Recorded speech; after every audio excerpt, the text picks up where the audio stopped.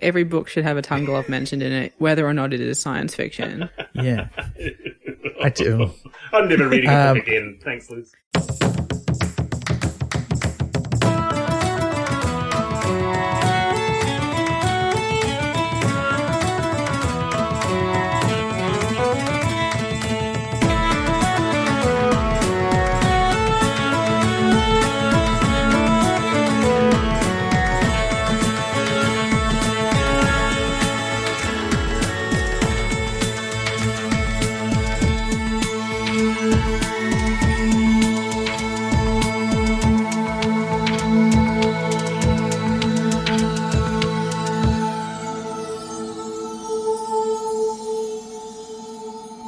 Hi, I'm Elizabeth Flux. I'm Ben McKenzie. Welcome to Pratchett, the monthly Terry Pratchett Book Club podcast. Each month, we discuss one of Terry Pratchett's books or short stories with a special guest. This month we're reading, buckle in, I'm going to try and do this, hashtag ifdefidebug plus world/enough plus time, which is basically like an homage to Philip K. Dick, in my opinion. So, you know, it has big Philip K. Dick energy. And our guest is best-selling speculative fiction author and musician, Sean Williams. Welcome, Sean. Thanks, guys. It's great to be here. It's hard to take I've still got a smile on my face after the big Philip K. Dick energy, which is not how I expected this podcast to start. Look, I should have known. I'm sorry, but you're welcome also. It's true. It's true. And I hadn't thought about the fact that I had given you the job of reading out the title, Liz, and I apologize for How that. did I do? Like, how would you say it? How both of you, because that's what I meant to ask, how both of you would say it, and then we can go back to the introduction. Do you want to have a go first, Sean? Well, I would just say if def debug plus world/enough and time, but there are so many different ways to say it. What would you say then? I would say pretty much the same. I would say if def debug. I would leave out the hash, but that's because I know where that comes from. Although it's weird, we'll get onto this. Let's not get into the discussion too early. Sean, welcome. Thank you for joining us. Oh, my absolute pleasure. You have been on a podcast with me before, but it's been a long time now. Oh, yeah. We were on live on stage once before. Yeah, way back. Fringe, a very long time ago. That's 9 years ago. Can you believe it? No, I refuse to believe it. For Splendid Chats. I keep thinking about this because next year is the 60th anniversary of Doctor Who, and that podcast, which kind of is, you know, the origin of this one in a way, that means that was nearly 10 years ago. Yeah, but that was great. You were our first. We had these grand plans. I don't know if I ever told you this. So Splendid Chaps, if you haven't listened to it, this was a Doctor Who podcast where we did a live show every month discussing one of the, at the time, 11 Doctors and a theme across all Doctor Who. It was a lot of fun. And our original plan was that we wouldn't just do it in Melbourne. We'd go all over Australia. And we tried that for our third episode. In March, we went to Adelaide for the Adelaide Fringe, or Mad March, as it's called, because everything in Adelaide happens in March. Oh, yeah. The only month that exists. Yeah. And we had Sean as one of our wonderful guests. And it was great, but very expensive. And nobody, because all our fans... I'm not expensive. Let me just make it clear. I'm not expensive. I'm cheap. But we had to fly like 3 of us over there and put us up in another city. And all of our fans who knew who we were in Melbourne, so no one came. Not no one, but very few people compared to the audiences we had in Melbourne. And that was what sort of made us realize we can't go anywhere except Melbourne. But it was our one interstate trip, apart from one special episode towards the end. So it was very special. It was very hot. Too. Yeah, it was very hot. And we had my very old friend Kathy Adamek on stage. Yes, who was also great. Yes, she was wonderful, despite not being a huge Doctor Who fan, but she'd thrown up with it a bit. No, but she nailed it. It was always good. Like, I feel like that's true on this podcast too. It's really nice when we get someone who has never read a Pratchett before and get them to read something standalone and get that sort of, I'm fresh to this, what is this all about kind of reception. But that's not you, Sean. You've read Pratchett before. Oh, I've been reading Pratchett since I was quite young. I might not have been a teenager, but in my early 20s. I'm 55 now, so I've been reading Pratchett for at least 30 years. And right back in the early Discworld novels. In fact, what's the novel that's sort of like a Discworld novel but a science fiction? Strata. I remember Strata as a young person. That was one of my first Pratchett novels. And then I hit Discworld and it was like, whoa, this whole idea expanded in such a brilliant, brilliant way. And I used to queue up at a science fiction bookstore called Dragon's Lair here, and I'd be there waiting for the next Pratchett book to come out in hardback. So I've got a slew of the hardback Pratchetts downstairs that I've read and read and read and read. Just loved his work. Big fan. But I'm not as familiar with his short stories, so I'm really pleased you gave me a short story to read. That's really exciting. Yeah. Have you read this one before? No, I have not. So I came to it with fresh eyes. New Pratchett. This is one of the reasons I'm so glad we decided to do the short stories. They are unfamiliar to a lot of people. I mean, because we're also doing all these other books, and a lot of people have only read the Discworld. I mean, there's that too. But yeah, the short stories, there's some gold in there, and there's most of them I haven't read before, so they're all fresh to me. I was pleased this story was first published about the time I started reading Pratchett, so that was 32 years ago. So this story is as old as my love for Pratchett, and I thought that was really appropriate. All right, I'm sorry, because I was going to be like, oh, actually, the story was written in 1990, so that was 10 years ago, and then I did the math. I wish. Oh, no. Liz, have you read this one before? No, this is my first time reading this one, and I absolutely loved it. I know we're going to get into it, but most of the short stories I haven't read before, so whenever we do one, there's a huge chance that it's me going in not knowing anything about it. I can't remember why we chose this one specifically. Was it just because did you already know what it was about, or was it the amazing title that I still can't say, even though you've both said it seamlessly? But yeah, this is again one of those moments with the Johnny Cemetery book where I'm like, oh, this is one that's catering to some of my very specific interests, though I don't know tons of computer things in terms of the science fiction. And as I mentioned, the Philip K. Dick sort of energy of it, I feel very catered to. And it's also a very different vibe for Terry Pratchett. He's got a whole new voice going on. But yeah, I'll save that for the main discussion. But haven't read it before, to answer your question, but I'm very glad I have now. And it's one that I know I'm going to revisit. Yeah. Yeah, I think, well, I can't remember how we chose this, actually. I think maybe it was yours. Maybe it was you. I don't remember. But I did kind of know on some level you would dig this. Because you are a big Philip K. Dick fan, right? Yeah. So yeah. I'm ready for more Dick's World novels. Sorry. No, that's great. Very good. It was terrible. Thank you. Well, I think we're primed. Why don't we get into the discussion of this story? And we'll begin as we do with our short story episodes by reading Pratchett's notes from the collection. This is from A Blink of the Screen. This was published in 1990 in the anthology Digital Dreams, edited by Dave Barrett. I was tempted to update this. After all, it's about virtual reality. Remember that, everybody? I am so old I can remember virtual reality. But what's the point? Besides, it would be cheating. I just like the idea of an amiable repairman, not very bright but good with machines, padding the streets of a quiet, dull, sleeping world. Things are breaking down, knowledge is draining away, and he's driving his van around the sleeping streets, helping people dream. Now, many years later, it appears rather chilly and maybe quite close to home. All right, first thing, I don't think he's amiable, and I do think he's very bright, so I feel like that's the other way around. There's definitely a sinister edge to this character. Yeah, his name is Darren as well, which is, it's a... Oh, well then, obviously. Well, there's apologies to all the Darrens that I know out there. They just all signed out right now. It is lost a certain percentage of your listenership. They're gone. It is a name in Australian culture, at least, that often gets pulled out as Darren. You see it shouted in advertising and stuff like that. What, the Ferals? Yeah. Which one was Darren in the Ferals? He was the amiable dog, the red dog. That's right. He's a dingo, isn't he? Yeah. Yeah. I've forgotten about him. Yeah, so there's...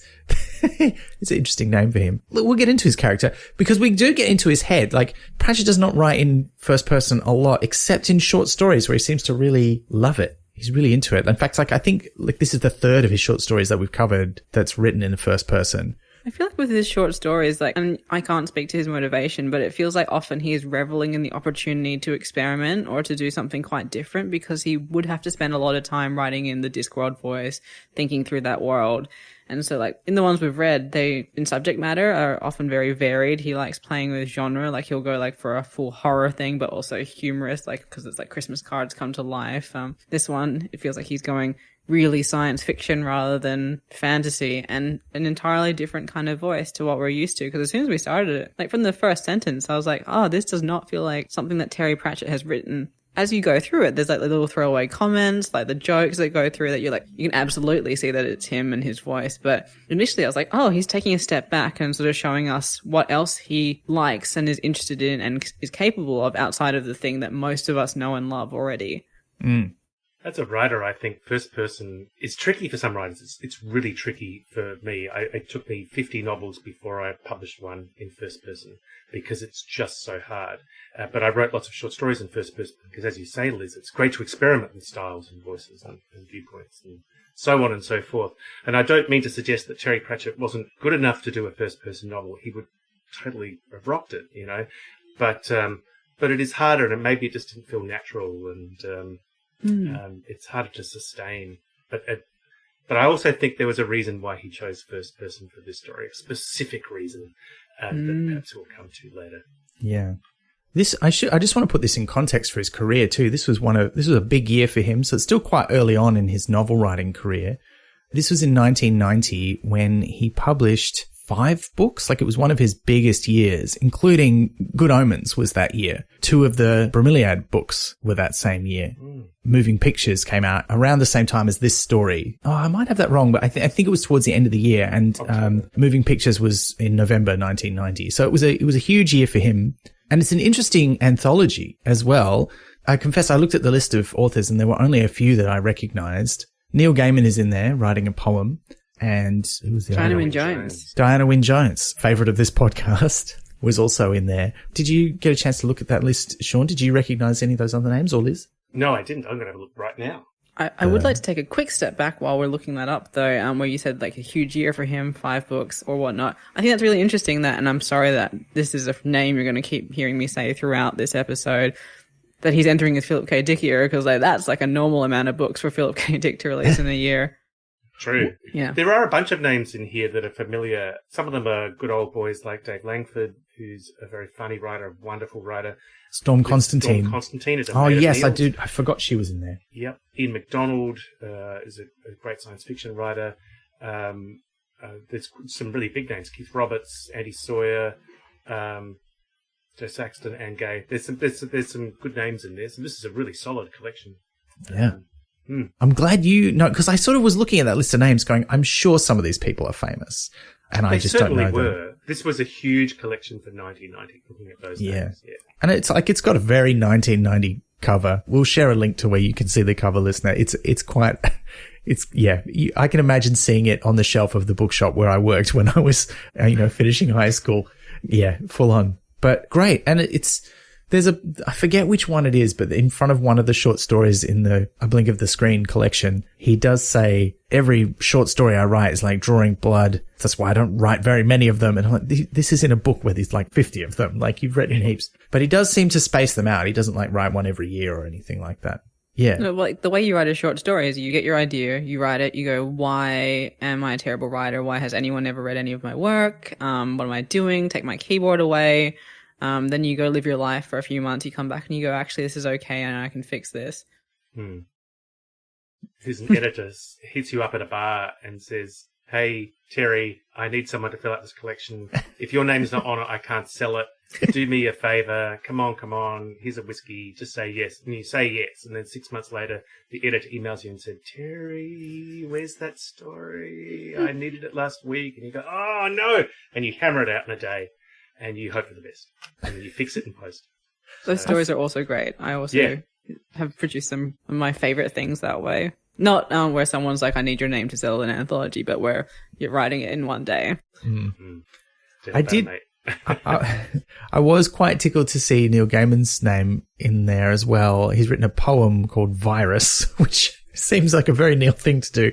But he was not well known as a prose writer at the time, the same year as Good Omens. So it's the first time a novel that he'd written had come out. So until then, he was still very much mostly known for his comic book work. And before that, as a journalist. So that was fun to see them sort of there's a part of me that's like, and I don't know, this is pure speculation. Listen, I have no idea if this is true, but I do wonder if Terry was like, you should get Neil Gaiman.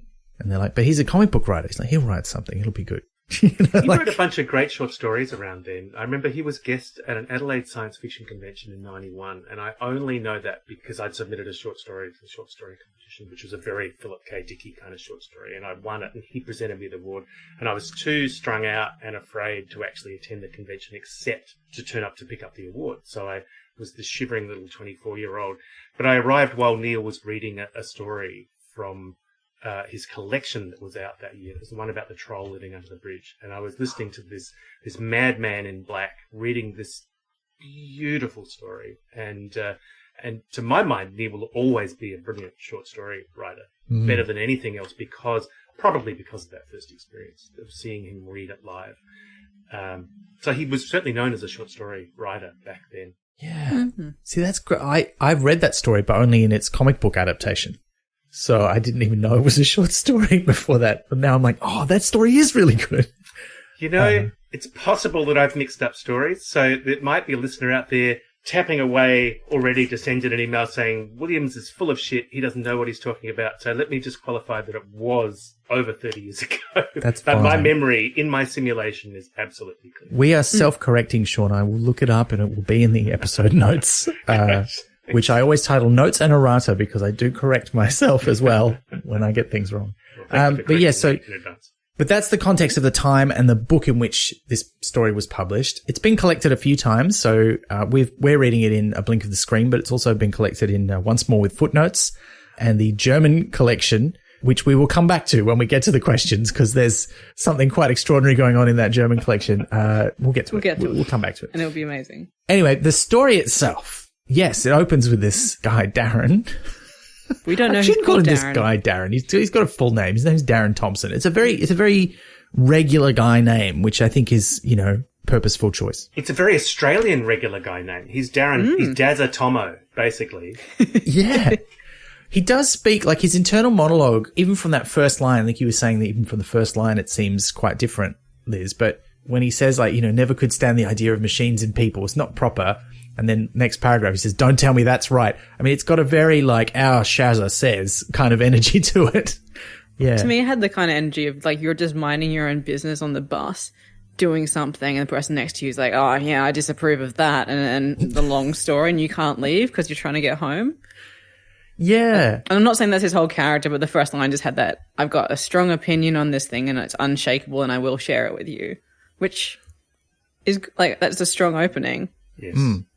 This does bring me to a question I have about first-person short stories. Is that, and I don't write prose very often. I usually am writing scripts, but I don't write in first person a lot. And partly it's because I get too hung up on who is this person talking to? Why is this in first person? Is this just their thoughts? But he definitely seems to be addressing someone else because he keeps saying things like, you can't tell me that's right, blah, blah, blah, which I guess is something and you have in. He stops and directly addresses the reader when he says, you're smart. You know what I'm talking about. You know where I'm going. He interrupts his own narrative to address whoever he's talking to. Yeah, it's nice. And that's sort of a feature like in Once and Future, the King Arthur time travel-y story. There's a little bit of that as well. He might be leaving notes for himself, recording a journal, but he also does seem to be speaking with someone else listening to him in mind in that same way. Ben, do you have an inner monologue? Yeah, I do. Do you have a voice narrating things? A little bit.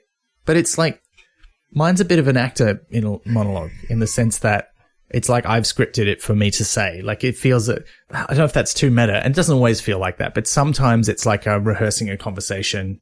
You know what I mean? That sort of thing. Yeah, I was just curious about how that relates to difficulty writing in first person because yeah. But I would never say that in a monologue out loud is my point. Whereas a short story in first person, it's being communicated to us, the reader. And sometimes it's pretty clear that this is just somebody's thoughts, particularly if it's written in the sort of very present, immediate tense. But this is clearly reflecting after the fact. It's like you're saying, it's like he's on the bus home and he's telling this to someone. But it's somebody that he knows quite well. It feels like this is he's not talking to a stranger. He's talking to someone not who he knows quite well, because he does explain who he is, but more who he trusts. It's like he's having a drink with someone in the bar afterwards, maybe. Except they're a different class. So he says, you're right, you're clever, you've had an education. And Daz has had an education. But that statement of saying you've had an education feels like they're revealing a difference in class. And he feels that the person he's addressing is a different class. Is that a sort of nod to you're the sort of person who'd buy an anthology of science fiction stories about virtual realities? Probably. Yeah. But he does like a good book, though we find out later what kind of good book that is. Yeah. But yeah, his job, to describe more about Darren Thompson, is he's a hardware repairman, but like technological or electronic hardware, and he specializes in artificial reality equipment, particularly what are known as CGEMs, after the flagship brand, in a similar way to people call, or used to call, video game consoles Ataris, even if they weren't an Atari. That's really dating me, isn't it? They call them PlayStations, even if they don't really know about different brands of console. It's that sort of thing. It's a genericization. I looked it up. Yes. Let me Yes. show off that word, because it's a big one. I spelled it wrong. Which brands are very keen to avoid, because once it happens, you can't trademark it anymore. Like if it happened, I don't think it happened to Kleenex. I think they got close, because people do use Kleenex in the place of tissue, or they used to. But I think it's happened to Google, hasn't it? Yeah, that's why they changed their primary business name to Alphabet, who owns Google. Yeah. yeah, Taser, I think- escalator, kerosene, biros. Band-Aid? Band-Aid, yes. Band-Aid, yeah. Hoover, which I think is mentioned in the story. There's heaps of them. Yeah, and it's a nice name, CGEM. There's not too many things, actually, despite Terry's introduction, I didn't find there were too many things that dated this. Like some of the specific descriptions of the technology were like, well, that's how you'd imagine it in 1990. Now we would not imagine it like that. It'd be something more like Black Mirror, right? Where it's like a tiny bead that you stick in your head. But one of the things that did date it was when he's talking about the other companies that made artificial reality stuff, and he mentions Amstrad, who, if you're not like 30 or older, you do not remember the name Amstrad. And probably it's a struggle if you are 30, actually. Does Hitachi still exist? They do. They make microwaves and stuff, don't they? God, there you go. Right. They do. They don't make computers anymore, though, as far as I know. But yeah. But this is his deal. He repairs other stuff too. Like he does talk about the fact that he can do washing machines and things, but he mostly does people's artificial reality gear. And he's been called to a crime scene. But I mean, I say that he's been called to a crime scene. That happens like 7 paragraphs into the story, because throughout this story, he's giving us a lot. He's just telling us about the world that he lives in a way that's kind of like, I remember the good old days, kind of reminiscing about how things have changed. He's a bit of a get off my lawn kind of fellow, but he's only 38. I was shocked when we hit the description of him being only 38. He felt so much older. But maybe I think 38 is young because I'm 55. Maybe everybody else who read it at the time when you're 38, that's ancient. How's he still even alive? Yeah, I don't know. But he jogs. He jogs, that's right. And he reads books. To put that in context, Pratchett himself was 42 years old when this was published, I think. Yeah. So he's not that much younger than Pratchett, but he is a little bit younger than Pratchett. So still curious that he's made this sound like an old person. But I think this connects to my theory too, which we'll refer okay. to. We'll get to your theory. I'm just dropping little hints so people know it's coming. Well, just like in the story. Yeah. I mean, we'll come back to, but 3 or 4 paragraphs in, there's a big hint as to what's going to happen at the end. And when I was reading it for the first time and I was sort of making notes, I was like, oh, that's going to come back. Yeah, so he's been called into this crime scene where someone has died, and this is not his first time doing a job like this. Someone has died inside their artificial reality machine. And the way it's described is it's like a chair that you sit in. There's like a big headset thing. There's headphones, and there's like things that go up your nose to help you smell things. And he talks about there being like a sleeve you can wear on your tongue for stimulating the taste sensors. Tongue glove, yeah. Which he says seems gross, but it's better than when you have to put the like gel in your mouth and then you have to rinse it all out. No, thank you. All of it, no. Yeah, it's kind of gross. And again, that's a more realistic, but still very 1990s. I'm reminded, there was this video game that came out, not in the 90s, like it's not that old. It's maybe only a decade old, but it was like this sort of very retro future cyberpunk game, but it was a retro future based on what we thought that would be like in the 90s. So it's all like VCR level, like home computer technology, but then like big chunky headsets and all that kind of stuff. I'm going to have to look that up for the episode notes, but it gave me that kind of vibe. He's definitely read Neuromancer, hasn't he? If that was out then. And gone, brand names, chips, tubes, let's throw it all in. And a tongue glove, just for the hell of it. Just to make it feel gross. Just to prove that he's thought about the idea, I guess. That was something that Bill Gibson did not mention in his book, as far as I remember. Every book should have a tongue glove mentioned in it, whether or not it is science fiction. Yeah. I do. I'm never reading a book again. Thanks, Liz. If you don't hear about it, it's just strongly implied. Just assume all the characters have one. I feel like you've got to rewrite all their dialogue so it sounds a bit more like Offler the Crocodile God. Pride and Prejudice. Oh no. I deny this reality. I'm not going there. Sorry, it's too late. It's in your head. It's in your mouth, literally. Yeah. Well, let's get away from that quickly. Anyway, This guy's died. But yes, this is not his first time. He says this is quite common. And even in 1990, like there's some little snippets of Pratchett's attitude to death where he says, look, it's not that bad a way to go, like dying in your virtual reality porn program. Like there's a lot worse ways you could go. And you're like, that's quite a reasonable thing to say, really. But then this guy's not that old. Like he's 38. Shouldn't be dead. He's 38. Although there's a great line. It's a great line when they open up the chair and look at him and he's just sort of a bit unkempt, but not totally gross. And he's like, he looked like God would look if he was on really serious drugs and dead, of course. And there's quite a lot of little perlers in this. So many little lines. Yes. It's great. Yeah, it's really good. But yes, that's when we find out he's only 38. And they want him to check out the machine and see, is there something to do with the machine? And he talks about the fact that there's all these rumors that they can kill you, but actually that really doesn't happen. Like they don't have enough sensory input to do that. They can freak you out. They can make you feel really uncomfortable. And there are viruses that do that he talks about a couple of times. But they can't seriously hurt you. The worst they could do is maybe give you a bit of a bruise. But that idea of the black market like suit that the military developed initially, where you can actually feel the things that you can like, because absolutely people would go for that. Like they would be like, oh, like how can I make my virtual reality a bit more reality? So like if you want to go really hardcore into your thing, you can get into like a fist fight with someone wearing these suits and there's actual like bodily harm done, presumably. Like what was great about that is he left a lot up to implication. He gave you just enough information, but didn't over-explain it. So it actually made it a lot more sinister to me.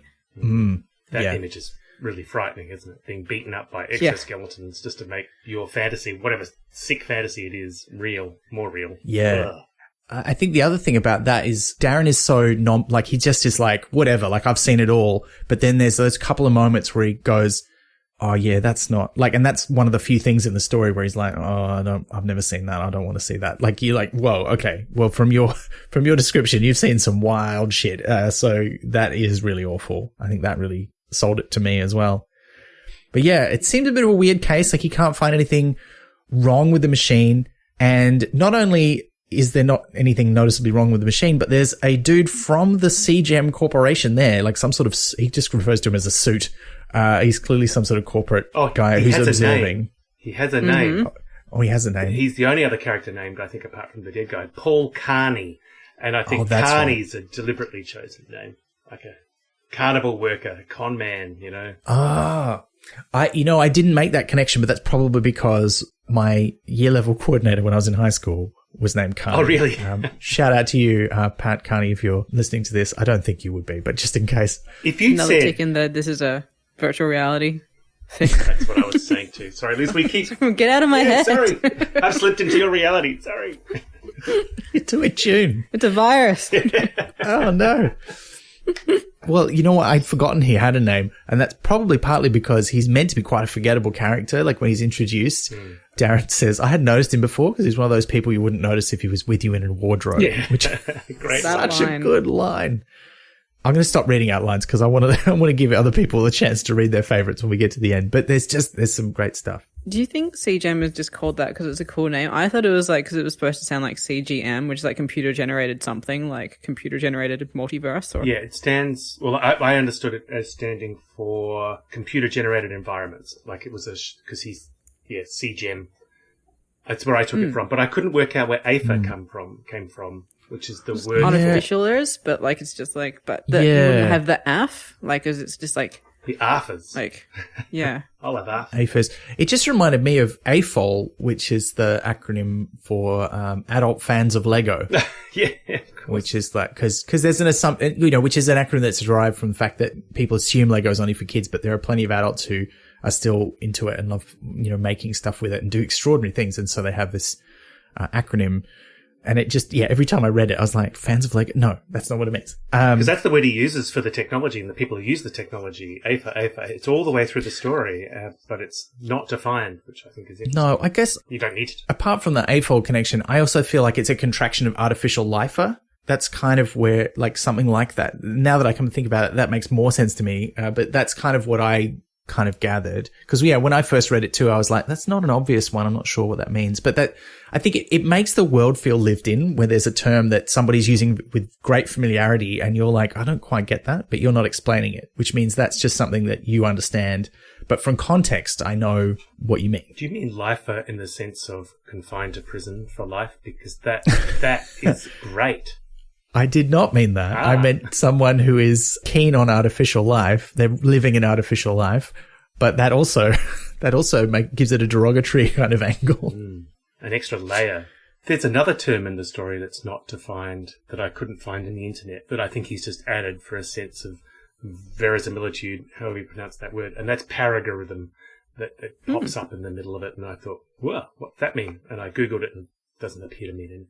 So, bit of technobabble there. Bit of technobabble. Nothing wrong with that. Bit of hand wavium. Yeah. Yeah, it's all good. Yes. Yeah. Pratchett was no stranger to hand wavium, phlebotinum, or whatever you like to call the "a wizard did it" equivalent for science fiction. In his introduction to Behind the Sofa, a book collecting celebrity memories of Doctor Who to raise money for Alzheimer's research, he gives the modern incarnation of the show a gentle ribbing, describing it as being powered by make it up as you go alongium. That's probably too long a title for a podcast, but there is a good one called Handwavium. It's a delightful Doctor Who podcast hosted by a father and his... by a daughter and her father. Something I did like about the thing where there's these three men in a room who all have competing things, he even sort of draws attention to it. They are a uniform and overalls and a suit. And so they're all sort of representing different areas and different wants. And I think that's why the police officer never gets a name, because he's seen as part of a generic mass of people. There are two police officers, aren't there? Which makes them even more generic. I think there's one that talks to him. Yeah. It's implied that there's... I think he does say there's coppers there, and I think there's possibly more than two, but there's only one who speaks to him. They're very generic, yeah. Yeah, and none of them get names. In fact, there's only the three characters, as you say in the story, who get names, which is... 3 people in the room get names. Except, yeah, that's right. The dead guy gets a name. The woman doesn't get a name. No, she doesn't. She later gets a name, doesn't she? But they don't give her a full name. They just give her a first name. Susanna? Oh, I think you're right, yeah. Oh, yeah. But see, again, it's like... It's so rarely mentioned that you can kind of just miss it, because they don't tell you when you would expect to find out. This supports my theory too. We're gonna have to get to this theory. The suspense is killing me. We'll get there. Let's get through the story first, because there's not much more plot to go anyway. But it turns out the reason that the suit is there and the reason the coppers are insistent that CGEM's own people do not do this investigation is that the person dead in the machine is none other than Michael Dever, or Dever. How would you say that? Dever, because he's the developer. Yeah, well, yes, well... Sorry, I spoiled that, but his name spoils that. It does, because he is, one of the top designers and developers at CGEM who designs their equipment. And his machine is not just a regular machine, it's a standard good model, but then it's got lots of bits, custom add-ons and stuff that he's wired together, and it's got lots of connections out to the outside world as well, like an unusual number, it's remarked upon. And the tubes. Oh, yeah, that's right. There's tubes. It's got are they tubes for internet? No, they're tubes for... there's a few things he buries in the story because there are so many ideas in there. Yeah. And one of the really creepy ideas is the neotonix. Where's my note? Oh, yeah, that's right. Entonox mixture, the intelligent aphis friend. It's like a gas that helps you wake up every now and then so you can get out of the machine. No, I think what Pratchett is saying is it's a gas that makes you high, makes you trip, so that if you don't want to leave your fantasy world, even though you have to go to the toilet, otherwise, as he says, you're sitting in your own shit, it makes you still feel like you're kind of trippy, so you can avoid the real world while you do your half an hour of eating, cleaning, going to the toilet, that kind of stuff. That's what Entonox is. It is such a creepy, buried idea. It's up there with the exoskeletons, I think, of the turning the screw on this idea to make it deeply disturbing. Yeah, I, as you say, that makes more sense. I think I had read it as if it was just, it eases you out of the reality slowly. That's how I read it. Which it does say, yeah. But then I think you're right, because it also gives you a high. So it's like, yeah, you come out of the reality and you don't really realize that you're even out of it until you get back into it. Because he mentions about not coming out screaming, but then he also mentions daydreams later, and I think that retroactively sort of cements the true nature of that. It's actually kind of reminded me a lot of, was it My Year of Rest and Relaxation by Tessa Moshfegh, that novel that came out a few years ago. This is kind of spoilery, but not hugely, because I think it's more about how it's written than the plot. It's a woman who is beautiful, wealthy, doing really well, hugely depressed, but not in a conventional way. And her solution to that is to find a shonky psychiatrist who will give her a whole lot of different drugs so she can just basically be asleep for most of the time, except to wake up every so often and eat a piece of pizza, clean herself, and then go back into her haze for a year. And it reminded me, for obvious reasons, I think, of this. Because it's about wanting to not be in the real world, isn't it? Yeah. Although one of the interesting things is that they get a bit more into this guy, Michael, in that he's still working for CGEM. He's still making stuff and designing stuff for them, but he's been working from home for the last, I can't remember if they do say it's 5 years, but it's around about that time, which will What a foreign concept. Yeah. Oh, in fact, it is. It's 5 years. He's been working from home. Yeah. What a crazy idea in 1990. But yeah, he was working from home and they never see him, but that's fine because he still does all the work. And the reason that they investigated him was that he missed a deadline for a meeting or a product design. Isn't that just so real though? It's if we don't need to check up on you, you're fine. As long as you do, he hasn't made a deadline, now is the moment we're going to see how he's doing. Yeah. We don't care about you unless you're not producing things for us. Yes. Very, very hyper-capitalist, cyberpunky sort of attitude for the future. Or indeed reality, unfortunately. Just in general, throughout human history. Yeah. And so he's dead. And the tubes into the helmet are actually quite important because the CGEM suit is could one of those valves have stuck and it gave him too much gas and he's dead? Is that why? And Darren's no, they can't really do that. They've got all these fail safes. So the suit's no, we think it's that. And Darren is onto the fact that CGEM don't make that. That is from a different company. And so if that's what failed and killed him, they're not liable. So he's no, that didn't happen, but I see why you're grasping at that straw. So yeah. And then they reveal to him something else, which Pratchett just sort of casually throws in a line that there's another dead body in the next room.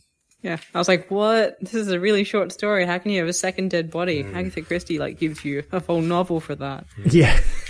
Yeah, this story just kept throwing things at you and you're whoa, what? Oh, this is not what I expected. And the person in the next room who's dead is a woman. She's not named at this point. And the copper who's with him, showing him this situation to give him the full picture, lets him know that, look, as far as we can tell, she died 5 years ago. Not a coincidental amount of time, and seems to have died in childbirth in this bed and has been here ever since, which is creepy as hell. At least she's in a body bag. There's so much in this story that there are a whole bunch of things I didn't notice first time around, but at least Michael cleaned things up a bit and put her in a bag. So, but she's still there dead in the room. If I practically needed a body bag, I don't know where I'd get one without it being deeply suspicious. You go to the hospital and be hey, I don't even the morgue would have them, or if it's BYO situation. You'd end up on a list if you Googled, where do I buy body bags? Yeah, but you'd be like, I am a writer. Yeah. I can Google whatever I want. See, now I'm trying to solve this problem in my head, which is feeling quite disturbing to me, but I'm thinking, well, maybe you get like a heavy duty like suit bag. It'd be pretty close. Suit. I'm just sew my But own. not sealed though. Yeah. Yeah. I am wrong though. As I look at the story again, her name is Susanna. It is mentioned here not long after she's introduced, but then she's never really referred to by name again. It's all just she, her, and gives her this sort of weird kind of third-hand person feel, which kind of makes sense when we get to the twist in the story. Sorry, I shouldn't say it like that. A lot of short stories have twists. Certainly most of Pratchett's do, which, helps because you don't have much time to do anything else. No. But for a while there, I was really annoyed with this story because the only woman in it was a fridged breeder, basically. Yeah. And I was thinking, Terry, you're supposed to be good at this stuff. You're an exemplar on men writing women. But then the twist comes. But I mean, even he, particularly at this time of his career, did not always get it right, even in his novels. Like you look at characters like Kanina and Isabel, and you're like, look, they're better than a lot of what was on offer in the late 80s and early 90s, but not by much. Yeah, and then there's a story like this, which just throws that trope in there, and you're like, ooh. But it kind of redeems itself a bit, but it's still kind of gross. Yeah. This is where there's a bit of a digression in the story here where he sort of goes back to the history of virtual or artificial reality and where it comes from, which is interesting because it kind of links it to the real world. And we never get a sense in the story of quite how far in the future this is meant to be. They played Space Invaders and stuff as children, so I feel like it's an alternate reality version of the 90s. Yes. So because his vision of the future is basically Blade Runner. Because of the Philip K. Dick thing. Yeah, I guess that's true because I was looking at it going, we played healthy games when it was a great line from the Copper. We played healthy games when I was a kid. Elite Space Invaders. That's a weird combination, I thought, because Elite is a fair bit after Space Invaders. And while they're both space games, and no doubt, I think Terry would have probably been into both of those in his time, it seems weird to put them together in a sentence like that. I'm not sure how long between them, like it's at least a decade or more. No, past Ben, it was not. Elite came out just 6 years after Space Invaders, which, in any case, was certainly still going strong by the time Elite came along, and for a decade or more after that. Really, you should trust in Terry to always do his research, even if he probably didn't have to look further than his own household for this one. Let's get back to the other body in the other room, Susanna. To be nitpicky, though, I don't think she died giving birth. I think something went wrong with her pregnancy and she bled out. Oh, you're right. Yeah. Yeah. And the copper's assumption is that this happened to her because he was in the machine and not paying any attention and that he'd been in there for 5 years, which it's hard to know if that's true. Like, we don't really get the full story.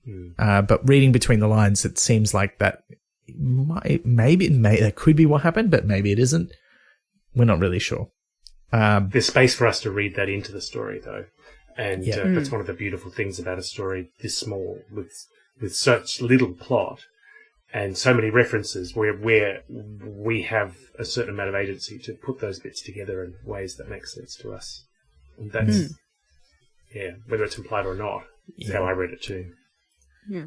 Darren goes on his bit of a digression about how it started, like what went on and how people use it. And there's actually a line in there that I want to pull out while we're discussing this section, because one of the things he says is nowadays you just see people walking around with artificial reality sets on their faces. The idea being that they're just changing things about their reality. They're making little edits. And the line is, mostly they're just changing a few little things. Maybe they edit out black men or slogans or add a few trees. Yeah. And you're like, the first one is like, hold on, excuse me. And then ugly people later on. There's a suggestion that stewards on a plane edit out ugly people. I mean, the charitable definition, I mean, we know this is not how Pratchett thinks. But it's quite full on. And for me, when I got to that line, that like totally changed my impression of Darren at that point. Like, cause he's just accepting that as something that, like a little thing that people change about their lives, erasing an entire ethnicity of people out of their world. And I'm like, this is much darker than I imagined. And also I was not ready for this. Like, we've got a dead woman in a room who's been there for 5 years, and now, like a few paragraphs later, we've got people editing black people out of their lives. This is full-on dystopian territory and kind of confronting in a way that I wasn't ready for. See, I got that from early on. I thought it was like a very dark story, almost from the get-go. He's world-weary, fed up, and doesn't really feel like he can change the world, is the vibe I got. So when he throws away a line like that, that just says that, when granted the opportunity, people will just be horrendous. And saying it in a bored, throwaway tone of voice just shows how, like, resigned and how broken this world is. So that line did sort of jolt me a bit, but I was kind of like, oh no, that's saying this is what people are like. It's getting into the dark nature of, like, a lot of horrible people. I felt it was too light a touch for this. Like, that bit really stood out to me. And when you look at some of the other things that Pratchett's written about race, and we've talked about it, particularly in conjunction with the Johnny Maxwell books, where he confronts it in a real world context. And he chooses very deliberately to use some words which confront the reader. I want to be charitable knowing Pratchett's sort of background. I don't like this. Like, this part of the story stands out for me because the way that he says it, yes, he's jaded, but he's also just like, he then says, they're just tinkering a bit, just helping themselves through the day. He's putting those things in the same category and making no distinction between, I want a few extra trees and I don't want to see black people. Like, it's gross. Yeah, it is gross, but to me, that's why it's so good. Yeah, well, it makes me think the character is awful, though. I don't think he's, like, above it. I think he's just accepting of it with no criticism, and that makes me kind of hate him a bit. Yeah, the character, I should stress, not the author. And I think that's totally fine because, like, he is a product of the society he's in. I think he is supposed to be somewhat contemptible, like, because he's not shaken by all the horrible things he's seeing. He's not that fussed about, like, Susanna being dead. He's kind of like, oh, it's something I haven't seen before. His main gripe is people using technology too much. It's not what it says about the darker side of human nature and the turn that society has taken and accepted as a result of it. I think the fact that he is so blasé about it, I don't think you're supposed to like him. That's why I made a point of saying that he's not amiable in the description. He's horrifying, like, in some ways. Like, his flattened affect basically throughout, nothing tips him up or down. It's all the same, and that's a problem. And he does say he has no imagination throughout. Yes. So I think having that line equating two things that are very much not equated, but showing that that's the same in this guy's mind is one of the valuable things in this story, to show, like, he thinks he's out of it. He's not, like, affected by the machines and stuff, but he's not. Like, he is just as affected by the society as everyone else. So I think it's supposed to be a confronting line, and I think you're not supposed to like him. It is supposed to shock you. And it's a hint to what's really going on. I think back to my theory again. Okay. But as in, like, you're totally valid to be like, I hate this and I hate him. Like, yes. That's absolutely, and I think that's something that Pratchett was trying to harness and bring out. So I'm just saying that my interpretation of that is that it's a good thing in terms of what the story ultimately is saying. Yeah. Yes. And I think it is important too to have characters who seem quite mundane and amiable on the surface, but do have those sorts of thoughts, because we have to recognize that that's how the real world works. Like, it's not, racists are not mustache twirling villains or all members of the Ku Klux Klan, right? It's much more insidious and systemic than that. So this is, maybe it's forward thinking in a way of going, this is a very normal character who just thinks this is a normal thing to do. And you're like, that's gross. And racists think they're the heroes in their world. And just like Darren thinks like he's the hero in his world. So his sort of casual description of these horrific attitudes is part of his perception of himself, a reflection of himself, his own jadedness, his own unhappiness with the world. Well, he goes on to say, after this sort of blasé statement, that it's just become rife. Like, people are using AR technology all the time. There's AFAs everywhere now. It's interesting, sorry, just to cut across you, to completely cut across you. You said AR there, which is what he's talking about, augmented reality in lots of ways. When people are walking down the street, but that term didn't exist in 1990 or 1989 when he wrote the story. So there are a few little things that date the story like that he's talking about a technology that's just about to be released next year, except it's next year every year. Apple's always just about to release their augmented reality glasses. It's always 1 year in the future. But this is what he's talking about. But he's talking about an artificial reality. So he's kind of confusing these two terms that we now know are completely separate. And there's a great line where he talks about Michael at work and how he sends his work in over the link or something like that. Yeah. Like now we were just talking about the internet or whatever. Yeah, sends all his stuff in over the link is the line. there's these little moments where you think, oh yeah, this was written 30 years ago. And he's writing about stuff that's really commonplace now. I mean, famously, Neil Gaiman was in America for a lot of the time. They were writing Good Omens together because he was still working on Sandman. Yes. And they would mail floppy disks to each other with parts of the story on it. Because there was no reliable, it was difficult to send large amounts of data over the internet. You couldn't attach a whole novel to an email in those days. So it was very different. And the other idea that's sort of a whole novel's worth of idea is buried in the middle of, around this section here where he talks about how the university transcribing all its books into data, and then some kid puts a McLint virus. Why the virus gets a name but people generally don't in the story is a really interesting question. And all that data's erased, and suddenly all that data's gone, gone forever. So the history of words is gone forever. And that's a really interesting idea buried in the middle of the story that feels really dated now, because once something's scanned and uploaded, it's everywhere and instantly accessible to everyone. Yeah, you can't really, it's difficult to get rid of information now in a way that could not have been predicted, I think, in 1990. Although this whole story reminds me very much of, and I think I mentioned this actually in our recent bonus episode, but there's an interview that Pratchett did for GQ magazine with Bill Gates about how you would be able to tell what was good information on the internet. It would have been after this, but probably not more than 5 or 6 years after this, I think. He's very forward thinking. He's plugged into what is happening, but it's weird to think what things is he on the money with and what is wildly off. Yeah. There's also a sidebar there where he talks about the fact that people do all kinds of gross stuff in the machines. And there's like the implication that, some kinds of violent crime have gone down because you can just get a program and do it in the AR. And the government and the cops don't like this because the idea there's all these people doing crimes, but they're not real crimes. So, which is interesting, in the age of moral panics around things like Grand Theft Auto and stuff, to compare that. Feels like it's another Philip K. Dick nod, because it's kind of Minority Report areas as well. Like if they haven't done the crimes, and it's different. Like the novella is different to the film, but yeah, it's I also didn't buy that section where he's like, oh yeah, all these crimes have gone down because people can just act out their desires in the artificial reality. Sure, some would go down, but for some people, the fact that it's a crime is the reason to do it. So you just find ways to do different crimes. Yes, and the example he gives in the story, the horrible one about rapists being able to rape a willing participant in a game, would therefore eradicate the desire to rape in the real world is completely off. But then he ends it with that great line, what the coppers don't like is there's all this crime going on in your head and they can't touch you for it. And I think that's a really interesting line too.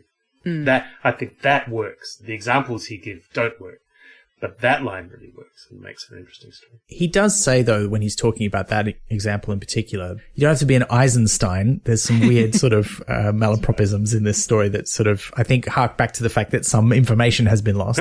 But anyway, he says you don't have to be an Eisenstein to work out that isn't what it'd be like for real, if you catch my drift. So I think he's saying, like, people think it's going to be what it's like for real, but he's like, it's not really. But yeah, it is, I agree. It's a bit weird. And again, like, I was like, I don't like this character, but there's not much space to unpack those ideas, and they're very big ideas. So it sort of, throws them at the wall and then moves on quickly. But Darren goes back, he's checking the valves on the gas feed, and he's like, no, look, that's all fine. And he cleans the machine out and he's like, there's nothing wrong with it. I can reactivate it. And then he carefully plugs his own headset in to check out what the reality was that was in there, because he's being careful about the viruses, the McLint one and others, and some viruses that sort of hurt people or freak them out. He goes in and has a look, and this is where he has that direct address to the reader. He says, you know what I saw is basically the real world, but maybe she's still alive, and there's the voice of a child from the next room. And he tells that to the cops, and they're like, okay. But then he has this question, which is like, look, I just want to ask something though. Like, I know things are not quite right in this world, but how could someone be dead for 5 years and nobody notices? Like, that doesn't make sense. And then the copper and the suits kind of look at each other and they go, well, and they show him these reports that say she's been seen at the shops by the shop assistants, who earlier in the story have been referenced as some of the people who wear headsets at work to help them deal with it. She's been on a plane. She's traveled somewhere. And like, again, flight attendants are people who wear headsets. And she's been seen repeatedly over the last 5 years. And he works out that she has been turned into basically a virus that has traveled in and infected a whole bunch of other artificial reality systems and exists now out there in what we would think of as the internet as an artificial person. And it's not really said whether this is like a scan of her brain, whether it's a real, like a copy of the real person, or whether it's an artificially created simulation of her. He says a couple of times, not as good as life, but better than death. Yeah.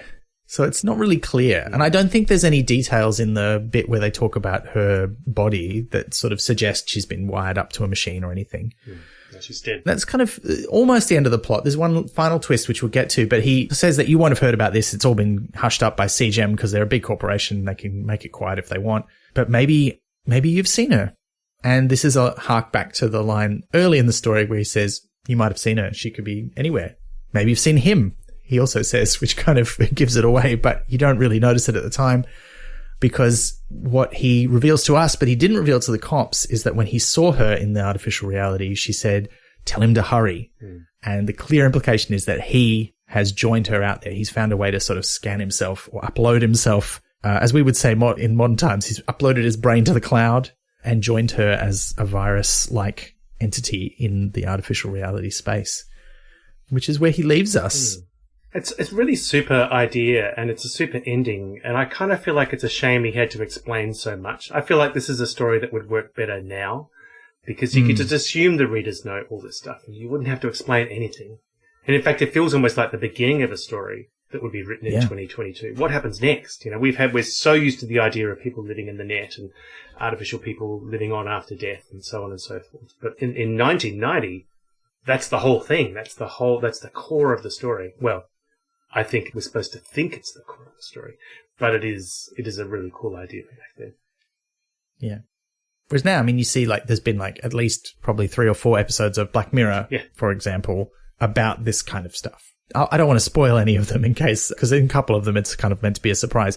But and there's also, like, there's a lot, actually, this has a lot, it's very Black Mirror vibes, this whole story, like the whole thing where you're wearing some sort of artificial or augmented reality headgear, or you have an implant, which is what we would normally think of as being futuristic now, where it edits your view of reality. Like, that's the basis for at least 2 or 3 different stories in Black Mirror as well.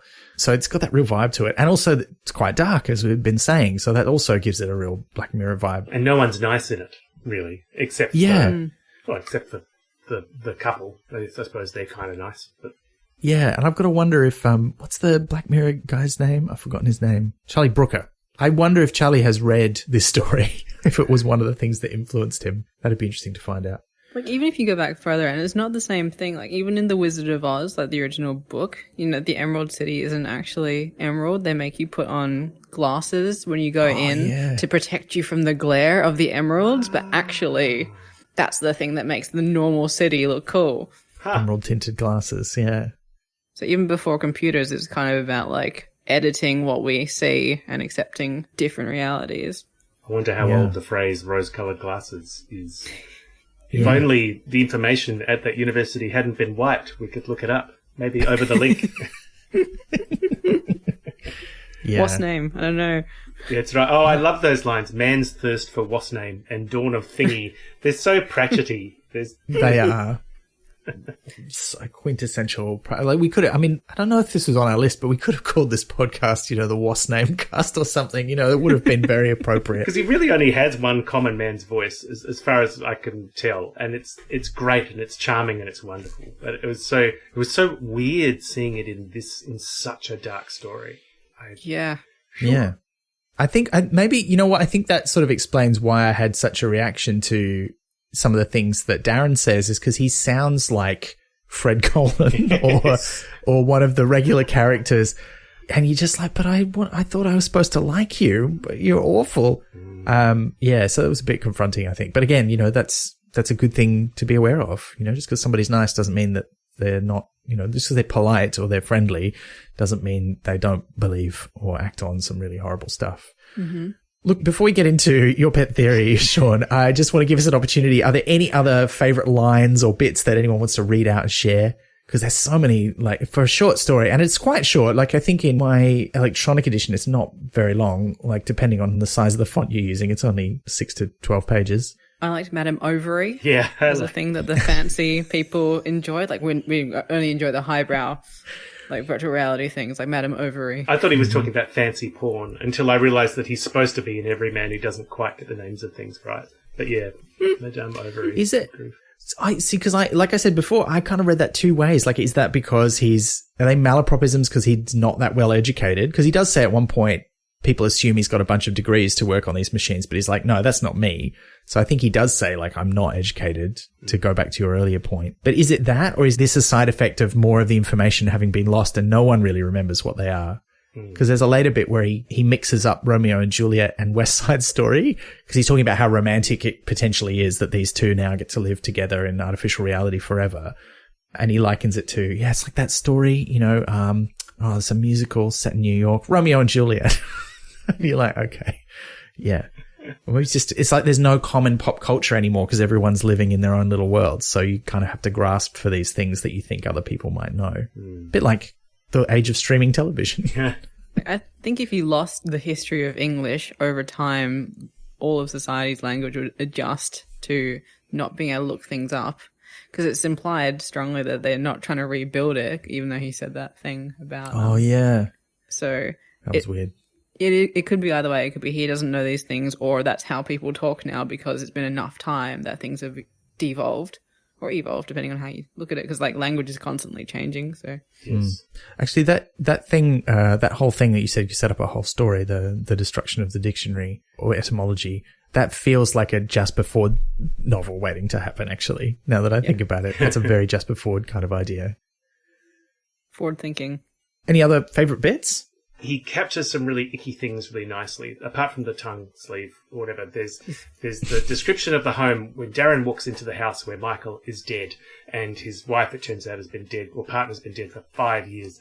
All the smell of the dead bodies have been cleaned up. That's all gone. And Michael says that's because of the cops, but we'll come back to that.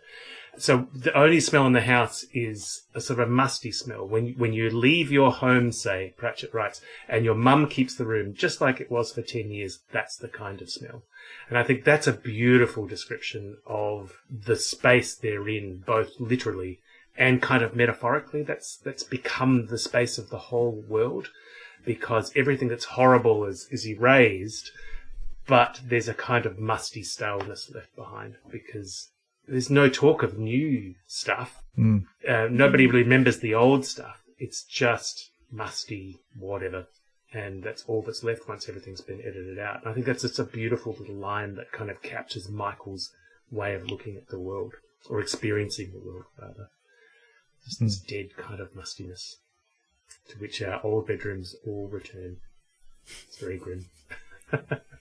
Yeah. Oh. The best way to avoid that problem is just have none of your family living in any of the houses that you lived in when you were a kid. It's all gone. That's right. It's all vanished. And I think that ties in with the poem too, that is the source of the title. The poem, it's a beautiful poem, a really interesting poem that scholars debate about, what's it really about? Is it about a seducer trying to convince a girl to go to bed with him? And it sort of seems like that at the beginning, but then he starts talking about, well, one day we'll all be old and our bodies will be dead and everything will have been forgotten. And there's this great line, the grave is a fine and private place, but none, I think, do there embrace. And I think that feels like the kind of mood that Pratchett is evoking at times in this story. Yeah. And we should say that poem that we're referring to is To His Coy Mistress by Andrew Marvell. It was written in the 1670s, I think.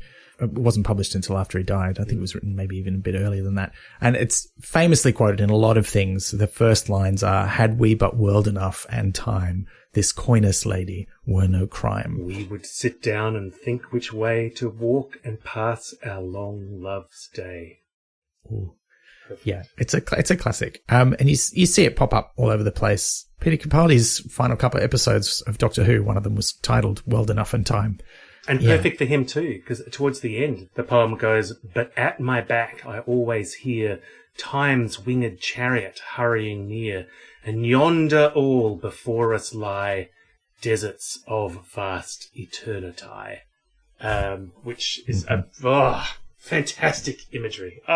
Great. I love this poem. Liz, did you have any favourite bits that you wanted to read out? We've said them all across the thing. Like, we've pulled out all of my favorite bits. I think my absolute favorite was the guy you wouldn't notice even if you were trapped in a wardrobe with him. It was kind of great. And of course, I jogged him sort of. That's why he looks all right. Because he goes for jogs. But yeah, I think we've pulled out most of my favorite lines. Yeah. Well, it's a funny Pratchett story because there are less of those lines. All his novels are full of great lines, and it's kind of the wrong way around. Novels are supposed to be little paper boats of gold floating on rivers of mundane kind of shit, because there's time to sort of skim through paragraphs to get to the good stuff. And whereas a short story, every sentence is supposed to be gold. But here it's kind of the reverse. We've got all these info dumps, all this information that's coming at us in perfectly serviceable, well-written prose that evokes all sorts of stuff. But the gold lines, the lines you remember, there's only a few of them scattered through the story. Again, I think that's deliberate. I think he's evoking that sense of mustiness and kind of deadness, even in his own story. Even while it's brilliantly written, it's still capturing that feeling. Skillful stuff. Yeah. I do think there's a lot of care even in all that sort of very dry stuff, Yes. though. Like, the technobabble is great. The little details of things that set it in the future. Like, he says at one point, it's not all remakes of Rambo 24. But then there's also just like the voice of Darren is, I said before, he sounds just like Fred Collin, and he mostly does have that common voice that Pratchett gives a lot to his like everyman characters. But he's also, a bit flat, like you were saying, Liz. And he says something and he goes, my little joke, like as if you wouldn't know it was a joke, but it was very funny, and he just wants to give himself the credit. Like, and I think that was the thing that made me go, oh, you're a bit insufferable, aren't you? But I kind of like you anyway. And then I was like, oh, maybe I don't like you after all.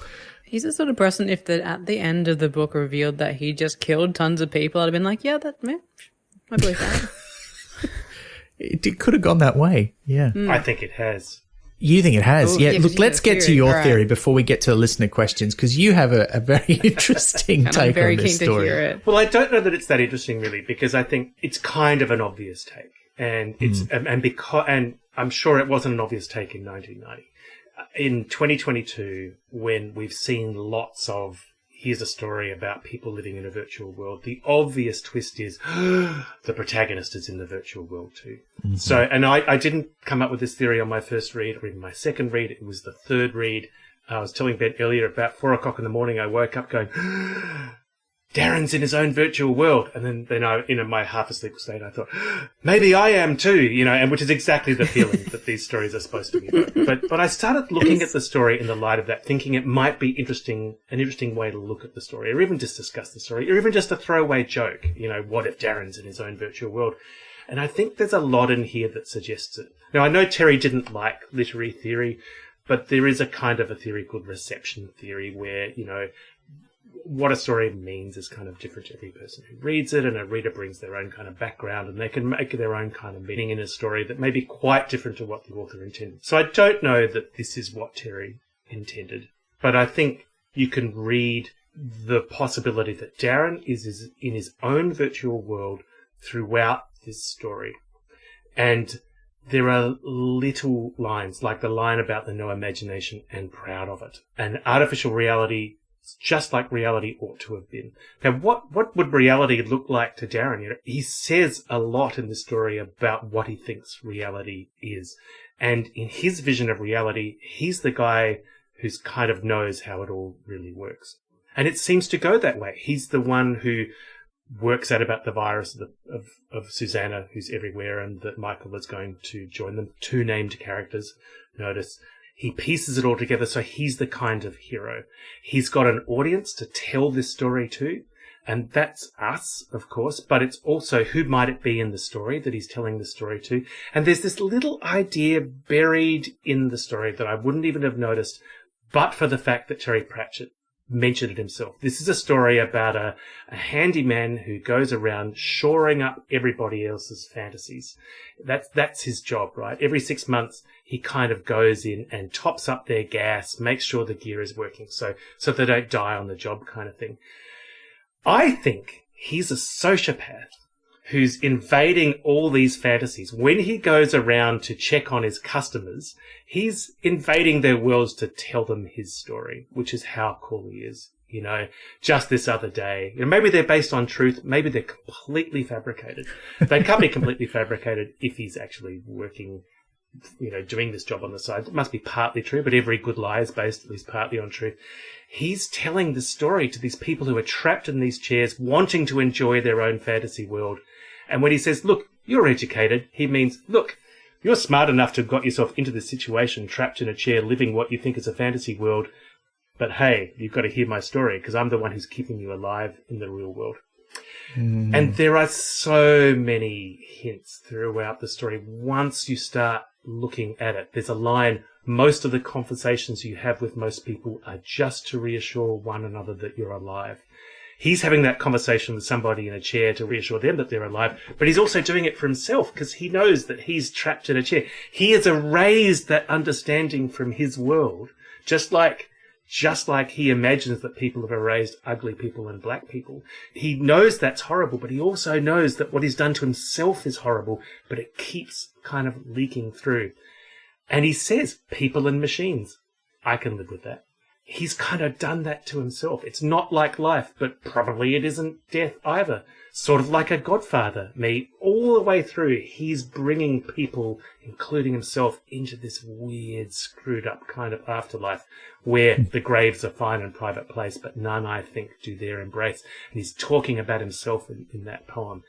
He can't embrace anybody except by subjecting his own version of reality on them. So that's my kind of theory. I think that's great and has a lot of evidence backing it up, especially like because he starts off by saying not be having with machines, but then he talks about how he experimented with getting the things. So like there's already a contradiction there, and maybe he went further than his Avatar version thinks he did. That's right, and this is why everybody's a caricature in this story, because maybe none of this happened. And what's that line about suits? Life can get very complicated for men in overalls who have problems with men in suits and men in uniforms. He lives that life. Life would be very complicated if the suits and the uniforms discovered what he was doing. So he's kind of acting out this fantasy in the world where he's too smart for them to catch him. And that's kind of cool in a way, you know? Why not? That's his world. But we've got this glimpse into this ugliness where even he knows that it's not right. And there's that line, what the coppers don't like is there's all this crime going on in your head and they can't touch you for it. He's kind of gloating, saying, ha ha ha, here I am in my illegal world. You can't get me coppers because I'm better than you, you know? He's like Hannibal. Wow. But that's... All right. That's, you know... Eating futures, not bodies. That's right. So that's my theory. But I do say, as I said earlier, any kind of story like this invites this kind of reading. And I'm sure it's not what Terry meant. And maybe I'm completely wrong. Maybe it doesn't hang together. Maybe all the clues that I picked up, like first person, you know, this is a completely solipsistic story. That's another reason why it's written in first person. You know, maybe I'm just imagining it myself. I'm in my own artificial reality in which I have correctly interpreted this story. And everybody else is listening to this is going, William, snap out of it. Quick. Switch on the drug, get him out, you know. He'll vanish up his own arsehole in a second. Oh, no. But in your reality, you also wrote the story, Oh, so... God. Yeah. That means I'm Terry Pratchett. Good. No. What? Oh. This is too meta. I Just break my values. I feel like I've gone halfway from your story. Like, I am embracing this idea of that he's a bit of a sociopath who inserts himself into other people's artificial realities when he's servicing their machines and talks to them like this. While I'm now imagining the person he's telling this story to, maybe he's not even inserted himself into the machine. He's just talking to one of his clients while he's cleaning their machine. Maybe. And he doesn't care. And he thinks they're all jerks. I like this idea, but I feel like he's in the real world. But what about the last line, Ben? What about the very last line of the story, which puzzled me when I read it? I thought, oh, he didn't ace the landing here. He struggled to find that last line. And it niggled at me until I thought, try that in the real world and see what happens. He's talking about people tinkering with technology. Try that in the real world and it won't work because it'll work in this world. It'll work in the main character's world, Darren's world because it's a made-up world that Darren made up. But in the real world, it won't work. I took that entirely to be the kind of tradesman's attitude that these people writing the textbooks don't know anything about the real practicalities of life, because it's in the context of him, because this is the reveal where we find out what kind of books he enjoys reading that he's referred to. He enjoys reading books like Elements of OSCF Bandpass Design in Computer Generated Environments, which is what CGEM evolved from, computer generated environments. I think we touched on that earlier, but it's, so I don't know. I did enjoy the technobabble in this story. I'm not going to read any more of it out. Like, you can enjoy it for yourself, but just a lot of the names and numbers and terms. I'm like, yeah, this feels like when I first learned about computers. Yeah. It's very nostalgic, retro futurism, now.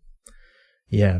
There's another line in here. I'm not sure it supports my theory, but I think it's a wonderful character moment where he says, you shouldn't turn in on yourself. It's a little moralizing moment. You shouldn't turn on yourself. It's not what being human means. You've got to reach out.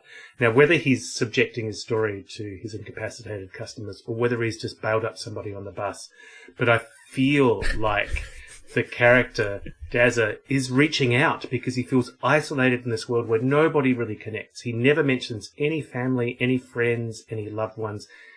It's just him and the machines, and he's reaching out through the story. He's in pain, he's suffering, he's alone. Aren't we all? I think it's a really deep little moment in the story, and I love it. Yeah. Yeah, that is nice. And look, I think, speaking of the end, there is one other bit that I really liked. There's a very explicit call out to Blade Runner not being a very accurate idea of the future in those last paragraphs, where he says, I mean, when I was a kid, we thought the future would be all crowded and cool and rainy with big glowing Japanese adverts everywhere and people eating noodles in the street. At least you'd be communicating, if only to ask the other guy to pass the soy sauce. My joke. But then he says, and then I think this is quite prescient because it's very applicable now, what we got this information revolution, with capitalized. What it means is no bugger knows anything and doesn't know they don't know, and they just give up. Which is interesting from someone who, says Eisenstein and Madame Overy and Romeo and Juliet is set in New York with good dance numbers. But yeah, that was quite, I enjoyed that. I just realized that the CGEM guy's initials are PC. Oh, interesting. Oh. So I was like, what about the others? Do they mean anything? But it's like DT and, what was it? MD. But yeah, I think PC is deliberate. The others might just be. I think it's sure you might be on the money there with the Carney connection that I did not make, but that's good. I think it could be both. It could be Carney plus, like, you just give them a P name and then you get to have your cake and eat it too. Absolutely. I just wish it was Pat Carney, your old teacher, because that would prove that we were living in a simulation. In that your would simulation, be weird. Ben, that would have been so That would be too weird. He was not a computer guy. All the He's better. a maths teacher. Exactly. That would make not a sense. computer Well, it'd be too obvious otherwise. It's got to be close, but no cigar. Yeah. Look, we should get into our listener questions before we run out of time for today's episode, because we got a few good ones. These are all from our Discord, so these are all from our subscribers. So thank you. This is often the case with the short stories. I think our general listenership possibly have not read as many of them. That's fine. We hope that we've inspired you to give this story a go, because there's a lot to recommend it. It's quite a fascinating slice of what might the future be like in 1990. It's retrofuturistic, isn't it? I think that's what they call it. Yeah. Retrofuturism, yeah. Absolutely. But it's not in the 1950s, like, nuclear powered cars kind of way, in a very 90s kind of way, like, as I was talking about earlier. It's not like that famous, coming back to William Gibson, he wrote that wonderful story called the Gernsback Continuum, where it's somebody in the 1980s driving along a highway and they get a glimpse of what the future should have been through a rift in time and space, and it's all the great early science fiction stories. Towers and buildings and flying cars and all that kind of stuff. The world as it should have been in 1986, instead it wasn't. Damn it. Yeah, wow. What a shame. Well, that meme is like the world without whatever the thing is, and it's this beautiful, like, futuristic, clean thing, and then world, yeah. I've done a terrible job of describing that meme. I will try and find it for the show notes. Thank you. We'll try and show that one to you. But let's get to these questions, Liz. All right, so first question comes from Craig McSee via Discord. Did this idea of an afterlife disturb you? For me, it was, I'm sure, the only Sir Terry Pratchett writing that I did not fall immediately in love with. Interesting. I don't know that I find it disturbing. I actually find it very similar to some of the other ways he's written about the afterlife. We talked about The Last Hero recently. Spoiler alert, in case you haven't listened to or read that book. But at the end, that's when Conan the Barbarian and his friends die by falling off the mountain and exploding. But they don't really die. They kind of decide that they're not dead, and they steal the Valkyrie's horses and go off to investigate other worlds after freeing Fingers Mazda. And in a very similar way, as I talked about in that episode, in Johnny and the Dead don't kind of go to a traditional afterlife. They build themselves, a vehicle of the imagination, and off they go into the universe to explore it. And it's like this idea that you're not moving on to another place. You've just sort of transitioned into a different phase, like a different kind of existence in the same world as everyone else. Not in a kind of sad ghost kind of way, more in a kind of we're free kind of way. And so in that way, I feel like this is quite similar and quite on brand for him, if an earlier kind of iteration of it that's mired in technology instead of magic or supernatural stuff. I think it's easy to think that this afterlife is dystopian is because it's delivered to us in such a dystopian way. Your body's been dead in a body bag on its bed where it died for 5 years. And that's the focus of the story. Michael Deaver is sitting in his chair, wallowing in his filth where he's died. And it's not until the very end you realise, well, some kind of avatar of them has been having a great life. Susanna's been writing novels. She's been having a really fantastic, productive life as a virus. I think that's super. I'd love to become a virus. And then, in fact, I'd like to live in my body while my virus self is out writing novels for me, because that would make my life a lot easier. Please, can somebody invent that? But because it's delivered in such a horrible way, I think it's hard to get the stink of that off. We don't have an AFA to get rid of the stink just yet of that idea. And the world in which they're having this existence is also very clearly dystopian, from the way it's described, the way that the technology has sort of warped the society. It's not a nice place to live, but if you can live in everyone's artificial realities, which are the nice part of that world, then you can probably pretend it's okay. And that's something we see in fiction now. Like there's that Amazon series about the dude who gets uploaded. I think it's just called Uploaded. Yeah, and it is full of plot holes, and it irritated me a lot. I was like, this is going to be great. I couldn't watch And I was like, yeah. I didn't watch it either, but I've been watching it, but I've just taken an indefinite break because there's just so many things that don't make sense, in the world. But the much better show is Severance, where people edit their working lives and outside lives into two completely separate entities. They have their memories of the one erased when they go to the other one, or blocked. All right, I'll move to that one then. That is genius. I hope you like it, Liz. It's my favourite show so far. I am keen to see that. It sounds freaky but yes, on a similar kind of note to this, where that technology has enabled this sort of dystopian horror, but people are not aware of it because they're using technology to avoid it. One of the creepy ideas about people being able to edit their realities is, what if you met somebody who had edited you out of their reality? So they just couldn't see you at all. What does that mean for your own identity? If you're a black person or an ugly person, or just somebody that somebody doesn't like, I'm sure I'm edited out of a few people's realities. Does all your actions get edited out as well? Because if you found out that someone was super racist and they edited out your race from their reality, could you do things to their reality that would just make it unpleasant? But that would also, not that you should make your life about petty vengeance, etc. But I'm just curious, if that was your storyline, how could that play out? Well, vengeance could be great, because maybe they make you look like a white person. Maybe you could woo them, but it's not until you've thoroughly captured their heart that you go, "Ha ha! I was black all the time," That would be you edit yourself so that you're not filtered through their thing, and then teach them the errors of their ways. Again, there's a Black Mirror episode that's explicitly about that. That's true. Blocking. Yeah, you get blocked, where they take the idea of, blocking someone on social media and go, what if that was the real world? Which, is a bit of a flawed analogy. It's like, I don't need to listen to people on social media. It's fine to block them. But yeah, it is an interesting concept. What if you could do that to your real reality?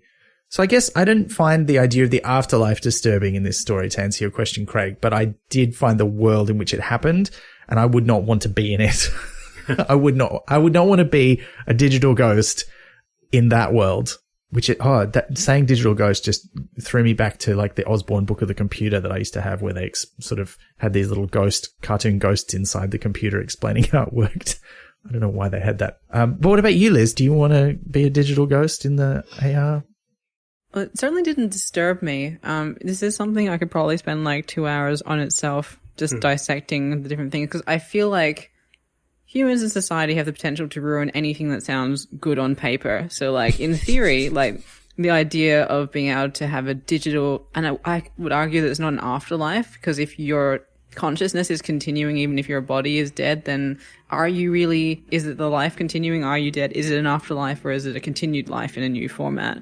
But in terms of switching to this format to continue, first of all, is it me actually, or is it a copy of me? Because if she's self-replicating, then there's like tons and tons of different versions of her going all over the world, and they all have different experiences unless they share like a hub where they all have the same experiences and are the same person. So she's like Agent Smith in the Matrix. Yeah. So it depends on like, is it just lots and lots of me, or is it one me with lots of different experiences? And do I have the option to pull the plug at any point? Because if I get fed up, can I leave? That would be very important to me in terms of if it was something you could choose. Because otherwise, like, what happens if your code gets corrupted? What if the world changes a lot? What if society collapses and yet you're still forced to like hang around when everyone else is dead, and then becomes a sort of hell and a purgatory like that? Also not great. So it didn't disturb me, but I have a lot of questions that I would need answered before signing up for it. Well, the question that isn't spoken that you've just made me think of is, did Susanna sign up for it? Did Michael Deaver, the devil, did he just create that avatar of her? Or was that what they were working on together and that killed her? Yeah. It's so unknown. I mean, certainly the digital version of her seems very happy with him and wants him to come and join her. Yeah, like, but if he created her, then well, yeah, exactly. Is that because that's how the real her would have felt, or is that because he's created an artificial her that feels that way? Like that's, yeah. But then does it matter, because like she wouldn't know, because it's not actually her; it's an artificial her with only her likeness that only he knows about. Really, like if her loved ones aren't seeing it. I mean, I don't love the idea of it. Does that matter if he's created an idealized version of the wife he grieves? Yeah, look, that's a big question, isn't it? And again, something that's touched on in some episodes of I keep mentioning Black Mirror, but this show just made me think of it so much. I mean, also made me think of Electric Dreams. Not that there's that many episodes that really deal with artificial reality. Philip K. Dick again. Yeah. There's a big question there, because like what you do in your own head is your own business. And if you want to imagine the, idealized version of someone who's died still being around, we all do that to some extent. Like, I think we've all had conversations with people we've known and loved who have died, and we've had those little conversations to ourselves, whether or not we really believe they're listening somewhere else. It helps us to deal with that, and it's something we all do. And this is kind of like a technologically advanced version of that in some ways. But if she's interacting with other people, then that becomes a bit of another question. Like, she presumably does have a family out there somewhere, or other people that she knew. And what if they find out? Or they think she's still alive and she's not. Like, there's not, and maybe it's not even really her. So there's the fact that she's interacting with the world, I think, makes this much more problematic than if he was just running a little simulation on his own. But even that could be quite gross if he didn't have her permission. Well, it was like that. That's why I said I could do 2 hours on this, because it's about what right do we have to other people's legacy, and what right does an individual have to preserving their own legacy? It taps into all that stuff where they do digital versions of actors after they've died and put them into roles that they personally would never have chosen, even though their family, who have never met them because they're 2 generations away, have given the rights. That kind of thing I think is deeply unethical, but it's a spectrum. Like, where do you draw the line on that? Because, I'm sorry to be doing the thing that people go, oh, it's strangely relevant to this text that I've just read by coincidence, but actually just because you recently read it. I recently saw a production of La Traviata, the opera, which is based on a play, which is based on a book, which was based on a real-life Parisian courtesan who had died like 5 years before the opera came out, which I hadn't known. I vaguely knew the story of it. It's just the story of a woman who thinks she's recovered from TB, falls in love with this guy. The TB comes back and she dies. Spoilers for this opera from 1850. I'm sorry. But you've had your chance, listener. Based on a real woman who died at 23 of TB. And I hadn't really noticed or realized that the guy who wrote the book had a brief fling with her. And then after she died, he immediately wrote this book with a version of her that's fictionalized, but still clearly her, that we know that that's what it's based on. And then he made that into a play. Then Verdi made that into an opera. And now her legacy is all tied up in these men's stories about her. And they're very flattering. Like, they present her in a really good light. But also, like, we don't really know who she was separate to these things. So they've absolutely redirected her legacy. Like, she probably would have been completely forgotten, but she had no say. And there's like a weird thing that even 5 years after her death, people who knew her would have been watching this version of her on the stage. And that's just like, if you think about anyone you know who's passed away, the idea of that happening to them is kind of like horrifying to me.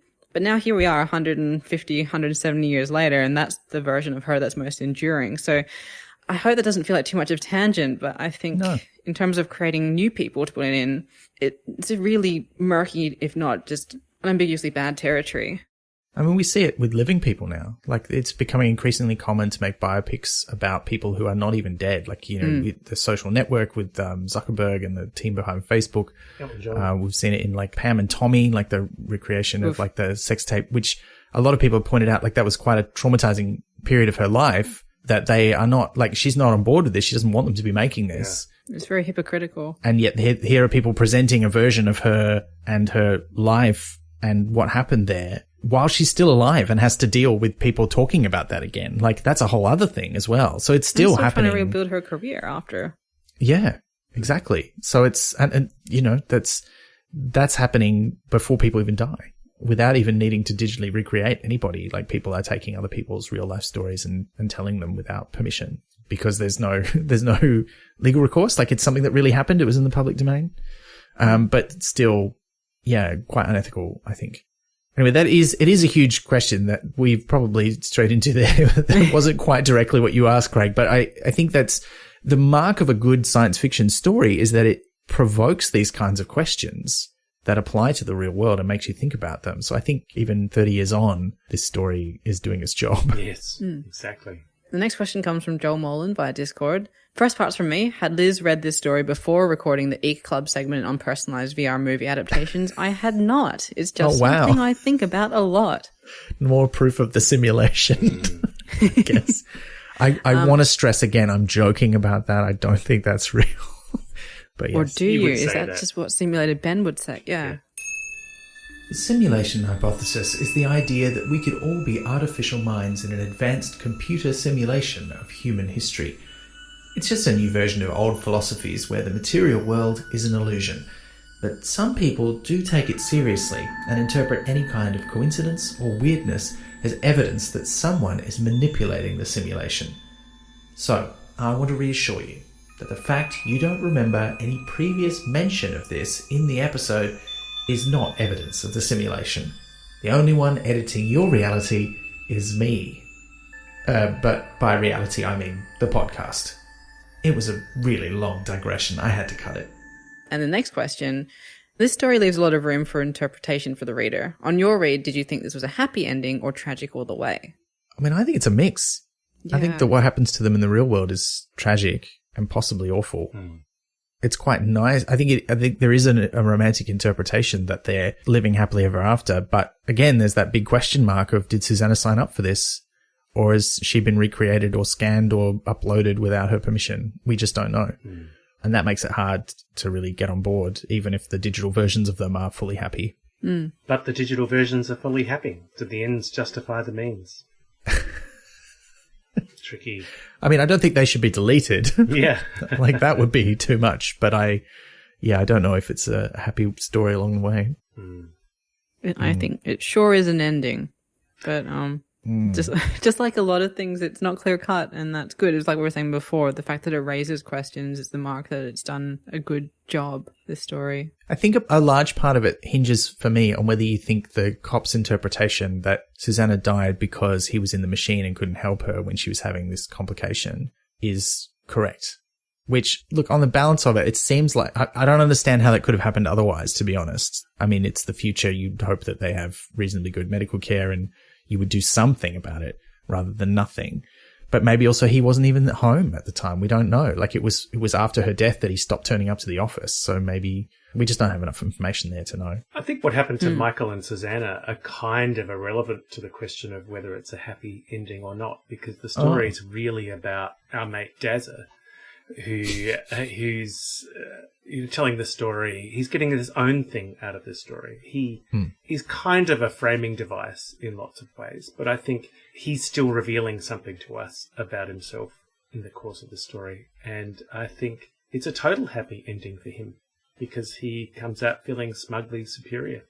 And he also feels good for helping people. And I think it's, from his perspective, it's a totally happy ending. And the moral complexities are complex and beyond him, because he's not educated. He doesn't really care. He has his little jokes. He has his ways of seeing the world. He's moving along quite happily, thanks. Thanks for listening. And there's so much other stuff in the story that it's so hard to untangle. Good, bad, plus, minus, happy, sad. It's just an ambiguous mess. And I don't know, maybe Darren likes it that way, because he's the one who's not ambiguous. He sees it clearly in a way that nobody else does. And he thinks it's a happy ending. He thinks it's romantic. He does. All right, so our next question comes from Sven via Discord. There are actually two. So the first one is, which totally helpful cyber thingy implant from 1990 would you take instead of your phone? Oh, we didn't really touch on too many of those because, right at the start of the story, Darren says, things in people, I don't like that. And then, machines in people. And then towards the end, he goes, people in machines, I like that, which is a nice bookend of the story. But the ones that he mentions, like there's the time thing that like projects the time onto your eye. That's right. In your vision. The glitches for him. See, it doesn't work for him, which is interesting. It doesn't work for him. You think that's more evidence that he's in the thing, Totally, right? yeah. Because he's special. The machines don't work on him. Yeah. But they try to upsell him with a version that gives him all the different times. I mean, it's weird, right? Like, why would you not just use your smartphone for these things?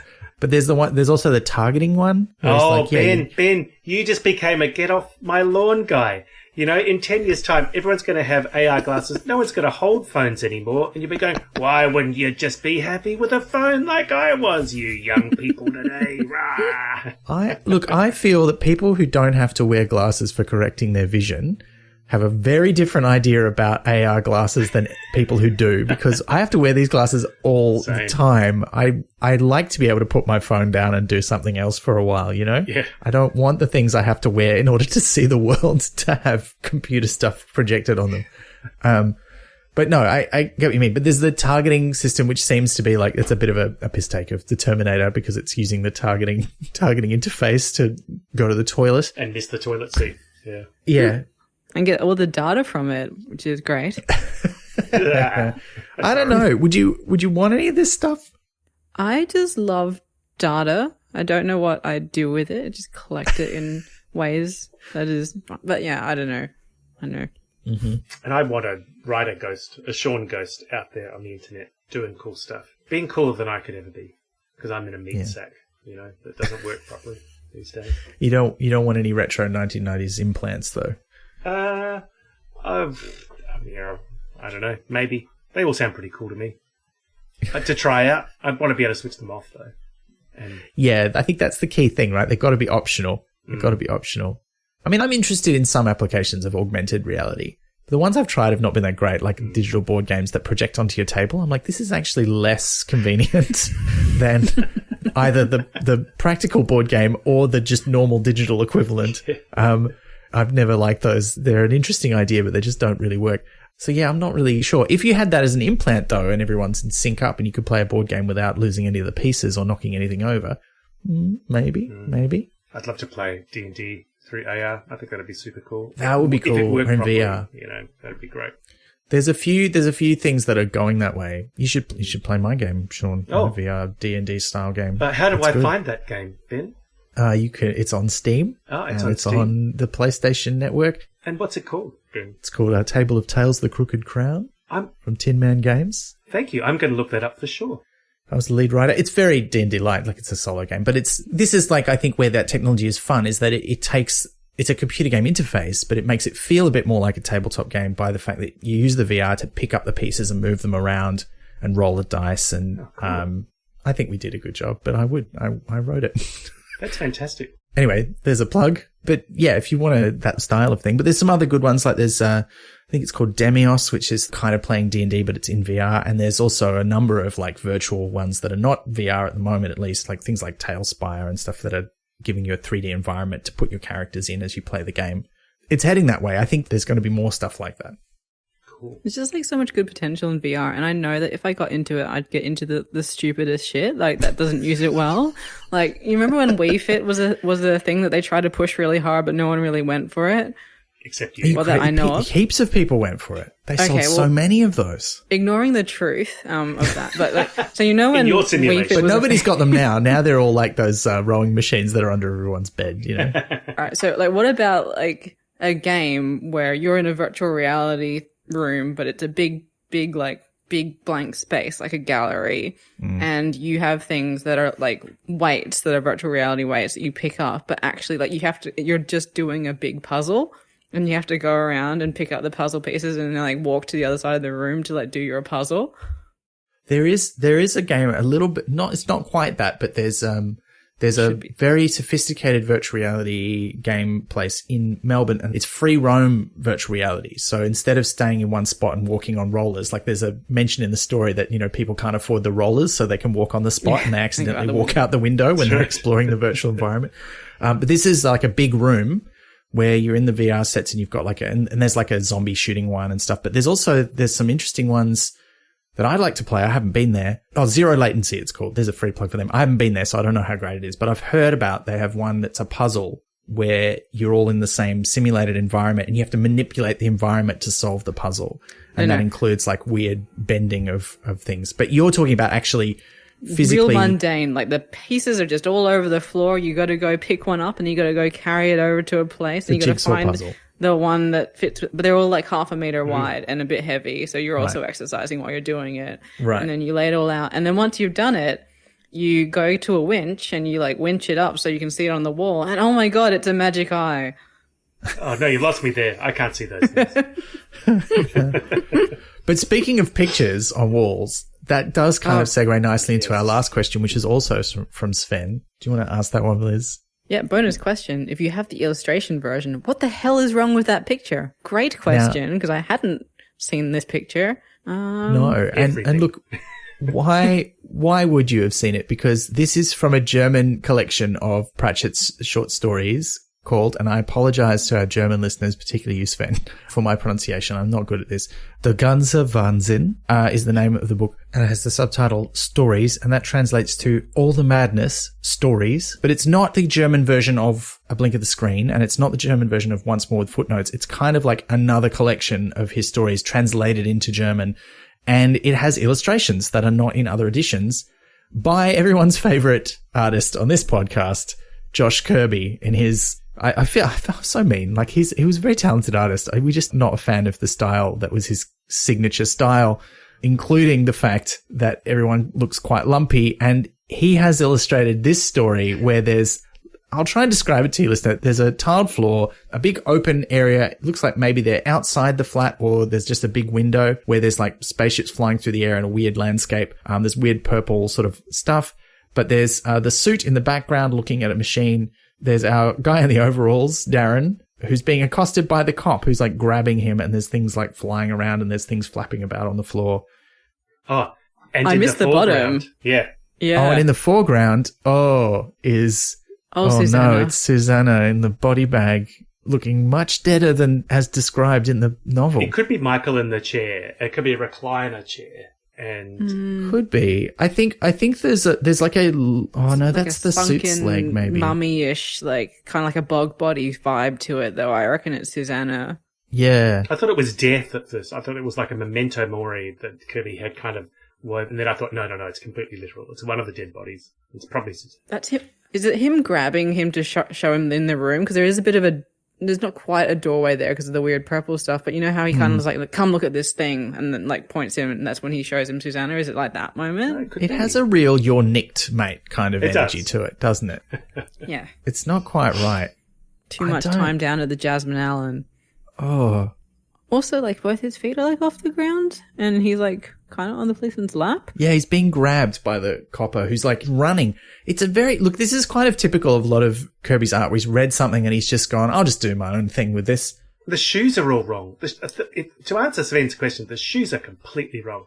The copper's got a blue uniform, but he's got red shoes on with yellow soles. That is weird. Our hero of the story, Darren, he's got a red suit on, but he's got yellow shoes on. And I know it matches his yellow belt, but whatever.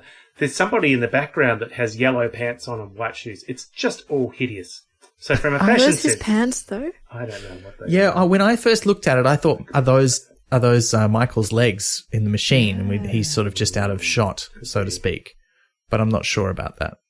She's all just a lot. It's weird. Now, what were you saying about the objects? Because, like, Darren's, like, dropping something out of his hand, and there's, like, these red flat things on the ground as well. What do we think's going on there? Red things. And they've got little symbols on them, but they don't seem to be in any language that I know. Did you say, a bit like a 5 Sean, you think that thing that he's dropping, that's a tongue sleeve, potentially? It's a very uncomfortable-looking tongue sleeve. I would not wear that in my mouth. Oh, okay. It just looks like a punching thing, but is it like a sort of futuristic gun coming off the cop's belt? I feel like maybe I've seen a part of this picture before. I have a book of... Because I was quite nostalgic, and I thought his art was weird and interesting when I started reading Pratchett, and I've since gotten a bit over the style. But I bought a book of his art, and I think this might be in it. I'm going to look it up and see what information I can find about it for the episode notes. I'm not sure, but it's quite something. It's very Kirby. The guy in the background, the suit, has a real master vibe, you know. Oh, yeah. Don't you think? Yeah, and the look on his face too, actually. Oh, yeah. Is there gas coming out of the cop's shoe? Like his left foot? There's like a thing attached to his shoe and then just like a stream of something coming out of it. He's got rocket shoes. Those shoes are weird. I thought that was like a used condom or something on the ground. Which would be the tongue. That would be the tongue sleeve. Yeah. Gross. Because that's the only... because there shouldn't be a used condom in that apartment. There shouldn't. But you're right. There's some weird smoke stuff going on with Darren's legs as well.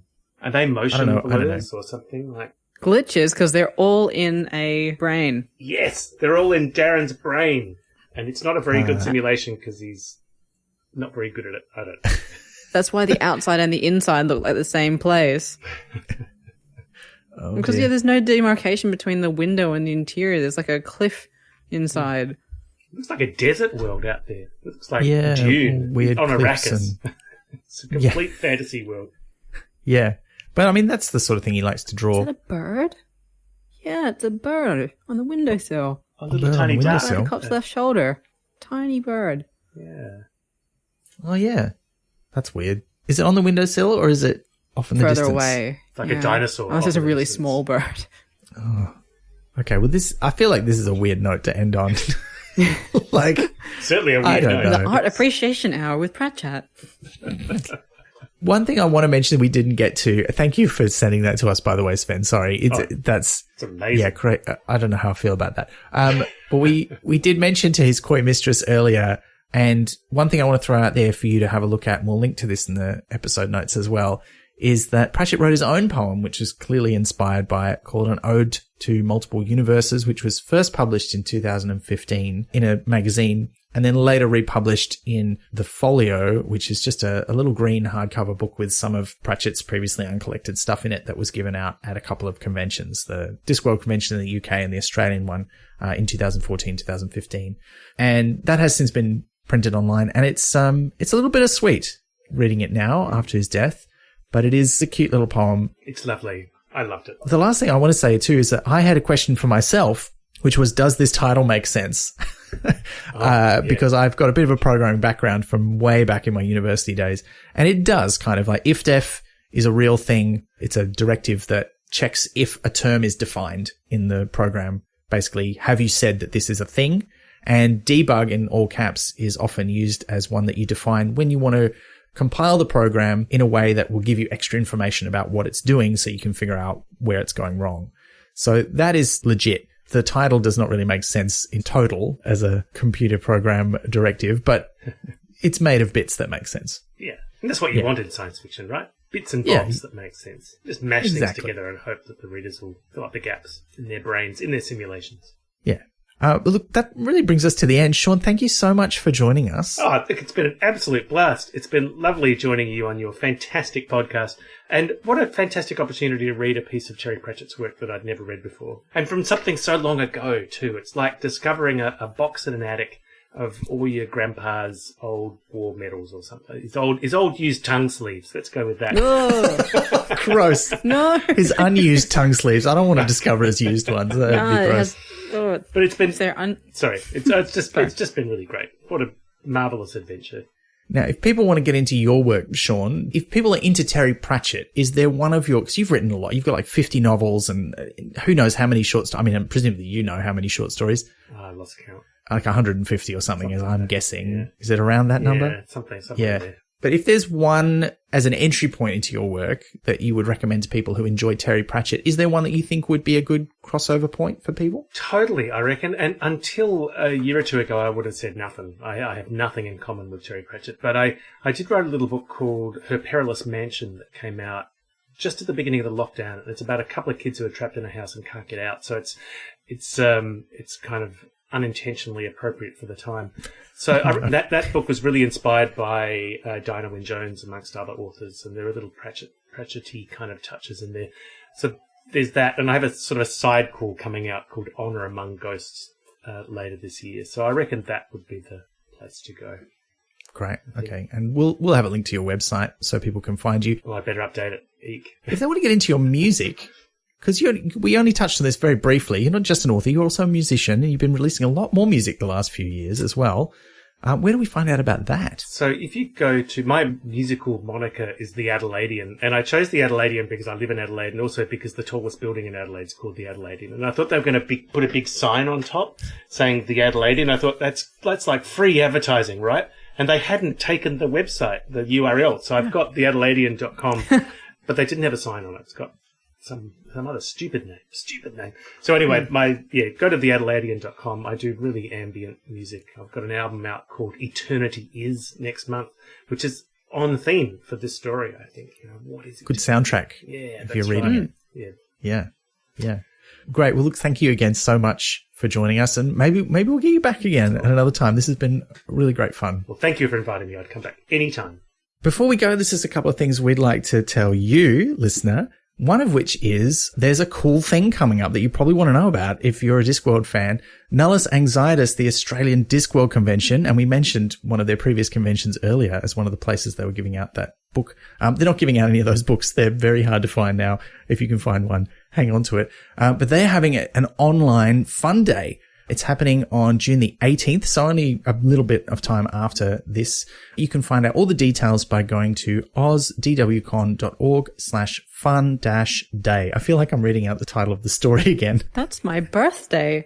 Is that your birthday? Yes, it is.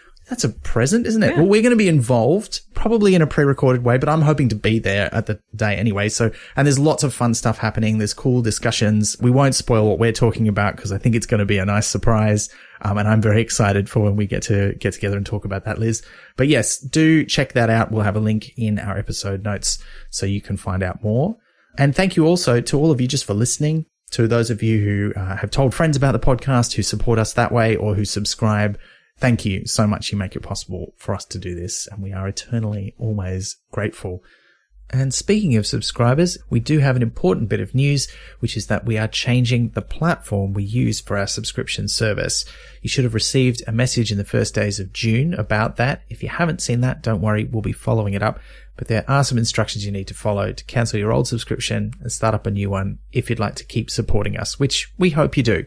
And if you're thinking of supporting us for the first time, you can just jump on with the new service, which is Coffee. We should turn our eyes to the next episode, Liz, because we're sticking with the sci-fi theme, aren't we? And it's not too long away now that we do The Long Mars. Oh, we're going back to the world of the Long Earth. I'm quite fascinated about this because I feel like it's a ballsy move to go, we're going to write a series about the fact that there's an infinite number of Earths, and then we're going to leave Earth. Yeah. who are going to go and look at another planet. So I think that's going to be quite fascinating. But the groundwork's been laid, and you can check out our previous episodes about the first 2 books in the series if you haven't read them, The Long Earth and The Long War. And we're very happy to be welcoming back previous guest Joel Martin to talk about this book. So that's our book for Pratchett 57, which is also the hashtag that you can use if you want to send us in questions about that. We'd love to hear them. Thank you again for joining us. And until next time, please remember to clean your valves. You've been listening to Pratchett, the monthly Terry Pratchett Book Club podcast with Pratchetters Elizabeth Flux, Ben McKenzie, that's me, and guest Sean Williams.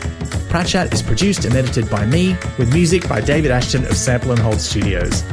You can find us on Twitter, Instagram, and Facebook at Pratchett Podcast, and listen to past episodes and support the production of new ones via pratchettpodcast.com. Join the conversation for this episode using the hashtag Pratchett56. Pratchett is brought to you by Splendid Chaps Productions. We make entertainment for your ears, like the Doctor Who podcast Splendid Chaps and time travel comedy series Night Terrors.